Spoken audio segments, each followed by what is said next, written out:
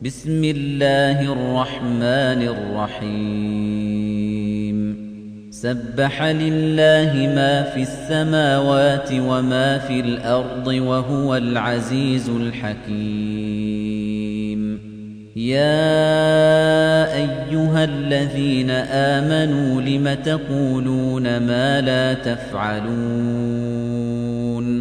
كبر مقتا عند الله أن تقولوا ما لا تفعلون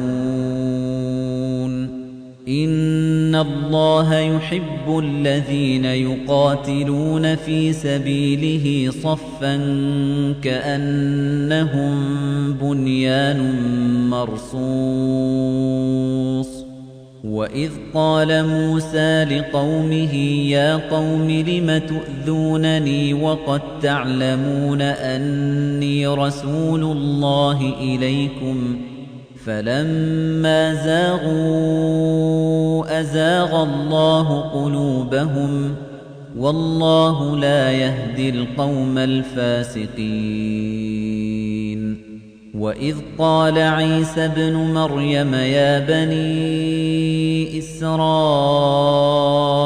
إني رسول الله إليكم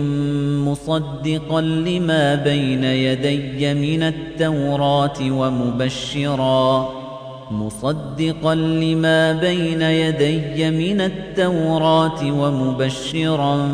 برسول يأتي من بعد اسمه أحمد فلما جاءهم بالبينات قالوا هذا سحر مبين ومن أظلم ممن افترى على الله الكذب وهو يدعى إلى الإسلام والله لا يهدي القوم الظالمين يريدون ليطفئوا نور الله بأفواههم والله متم نوره ولو كره الكافرون هو الذي أرسل رسوله بالهدى ودين الحق ليظهره على الدين كله ولو كره المشركون يا أيها الذين آمنوا هل أدلكم على تجارة تنجيكم من عذاب أليم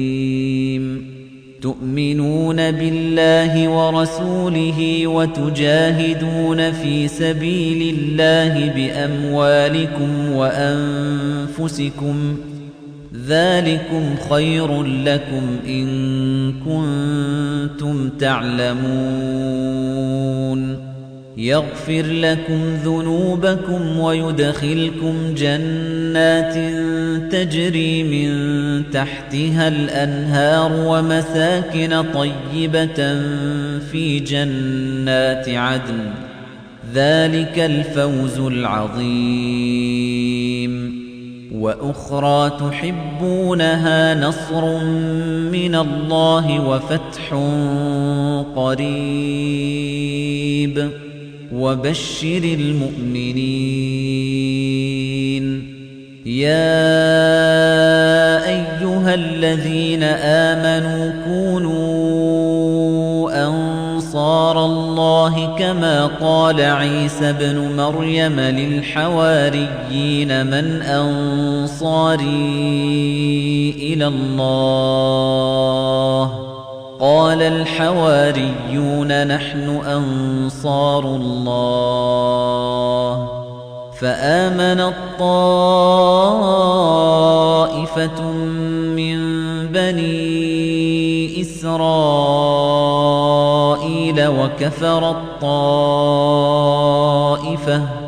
فأيدنا الذين آمنوا على عدوهم فأصبحوا ظاهرين